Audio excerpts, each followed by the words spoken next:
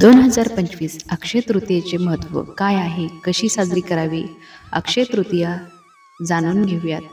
अक्षय तृतीया हा हिंदू धर्मातील एक सण आहे. 3.5 मुहूर्तापैकी एक असलेला हा दिवस सनातन धर्मात अत्यंत शुभ मानला जातो. अक्षय तृतीयाचा दिवस वैशाख महिन्याच्या शुक्ल पक्षातील तृतीयेला साजरा केला जातो. या दिवशी केलेले कोणतेही शुभ कार्य अक्षय म्हणजेच अविनाशी मानले जाते. तसे भगवान विष्णूच्या 6व्या अवताराचे रूप असलेल्या परशुरामाचा जन्म याच दिवशी झाला असल्याने परशुरामाच्या जयंती देखील या दिवशी साजरी करतात. अक्षय तृतीय हिंदू धर्मातील अत्यंत शुभ सण असून हा दिवस 3.5 मुहूर्तापैकी एक असल्याने याला शुभ दिन मानतात. या दिवशी काही वस्तू खरेदी करणे अत्यंत भरभराटीचे लक्षण मानले जाते.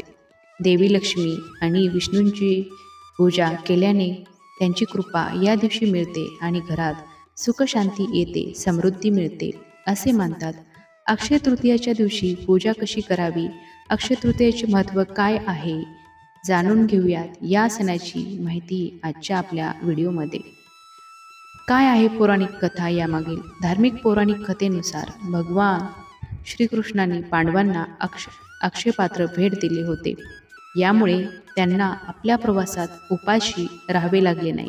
कारण अक्षय या शब्दाचाच अर्थ आहे अविनाशी म्हणजे कधीही संपणारा. यामुळे हा दिवस पवित्र मानतात. कारण या दिवशी खरेदी केलेली वस्तू शुभ परिणाम देते, आयुष्यात आपल्या भरभराटी घेऊन येते. काय खरेदी करावे? अक्षय तृतीय 3.5 मुहूर्तापैकी एक असल्याने या दिवशी शुभ कार्य केले जातात. तसेच नवीन वस्तू देखील घेतात. अक्षय तृतीयाला सोने आणि चांदी घेणे अत्यंत शुभ मानले जाते. तसेच या दिवशी वास्तू खरेदी करणे सुद्धा शुभ मानतात. गृहप्रवेश केला जातो, वास्तुशांती देखील घातली जाते. नवीन गाडी अक्षय तृतीयाच्या मुहूर्तावर अनेक जण घेतात. दानाचे महत्त्व. अक्षय तृतीयाच्या दिवशी दान करणाऱ्याला अत्यंत महत्त्व आहे. या दिवशी गोरगरिबांना अन्नदान करणे शुभ मानतात.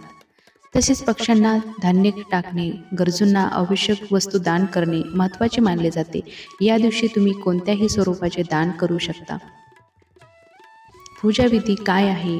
अक्षय तृतीयाच्या दिवशी देवी लक्ष्मी आणि विष्णूजींची पूजा करण्याची मान्यता आहे. देवी लक्ष्मीला आपण धनसंपत्तीचे प्रतीक मानतो असे म्हणतात. या दिवशी देवीची पूजा केल्याने तिची आपल्यावर कृपा प्राप्त होऊन घरात धनसंपत्ती समृद्धी येते. दिवाबत्ती, धूप, हार, फुले वाहून देवीची आराधना करावी. काही जण कलश मांडून देखील पूजा करतात. तसेच घरात गोडाचा नैवेद्य करून तो देवाला अर्पण करावा. तुम्हाला हा व्हिडिओ कसा वाटला ते नक्कीच कमेंट करून सांगा. धन्यवाद.